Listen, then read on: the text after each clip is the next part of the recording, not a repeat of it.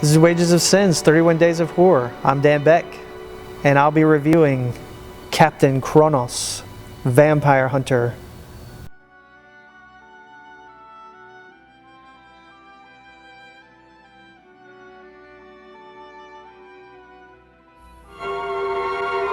In the 18th century in Central Europe, a black terror swept across the face of the land. The curse of vampirism, which had been a half-forgotten memory for hundreds of years, returned with a fury that struck unholy fear into the hearts of every man, woman, and child. One man dared to make a stand against this evil epidemic. One man dared to hurl a challenge of cold steel against the terror of the undead. He was Captain Kronos Vampire Hunter. So, this is a Hammer movie. It's actually a really good movie. Hammer has, in my opinion, a lot of their movies tend to be stagey, which adds kind of to the charm of most of their productions. They've had some a really good run of movies starring Christopher Lee and Peter Cushing. So in 1974, they solicited the help of Horace Jansen and Carolyn Monroe and John Cotter to play in this movie. So in Captain Kronos, young girls suddenly become greatly aged. Young maidens, they keep being turned really old. They died with blood upon their lips? Yes, why? Vampires. What? No, it can't be. What he doesn't know about vampirism wouldn't fill a flea's codpiece. And the makeup effects are, they're adequate.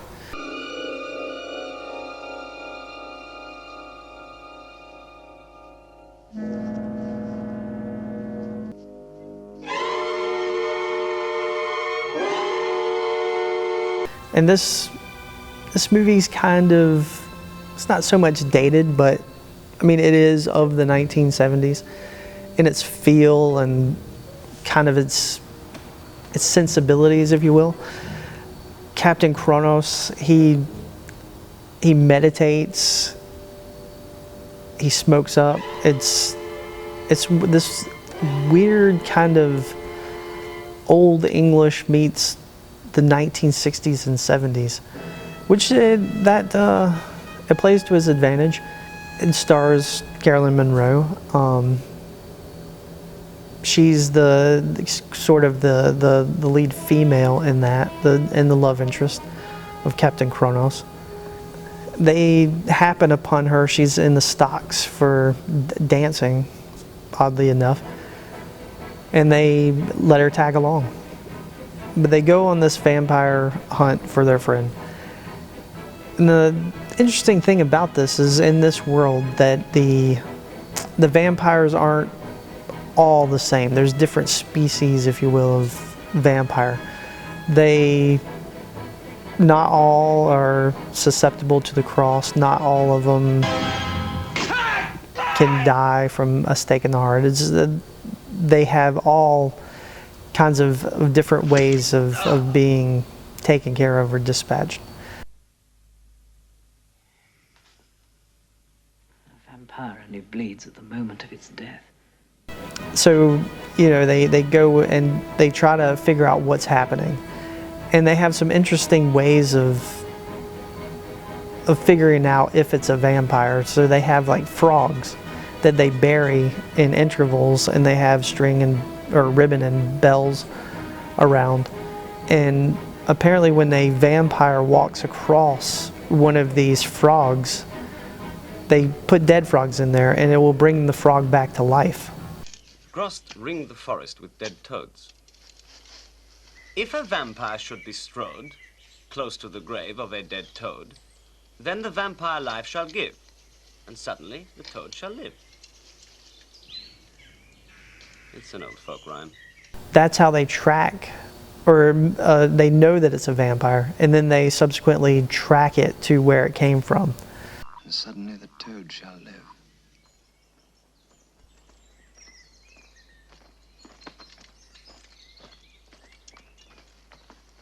coach or wagon of some kind. Recent, too. 4 horses. Frost! Well, right over that way. Take a look. Look for what? Someone very old? On the contrary. This thing attacks to sustain life. Youth. That's what we'll be seeking. Cheek with a bloom to it. Someone young and fair. Fetch the horses! And it's kind of neat because Kronos it's a different play on a vampire hunter. He has a katana, and then they forge a sword that is to kill a vampire. They have to build a special sword to fight this vampire, which turns out to be a little different. I won't spoil that for you. But it's, by today's standards, there's not a huge bunch of action. It's not like a swashbuckling movie where there's really big sword fights and stuff. Although there are some sword fights.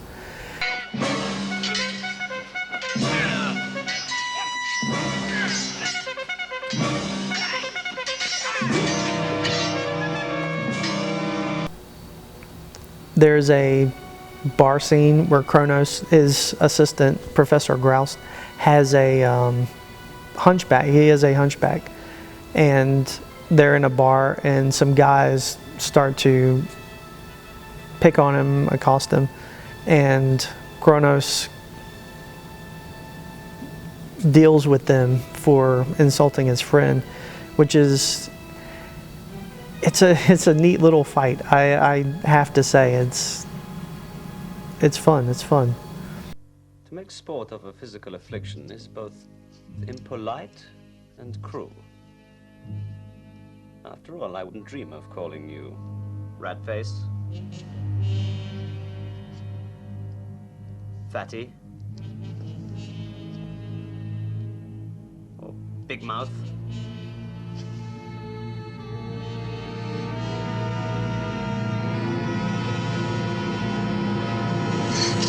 So with Captain Kronos, I would definitely recommend this movie. It's one that I really like going back to and watching. Even though it feels a bit like a Hammer movie, it doesn't feel too much like a Hammer movie. If you think the Hammer movies are kind of stagey, this one, it leans towards the not as stagey as much. There are a lot of outdoor scenes, so that kind of helps it not be as stagey.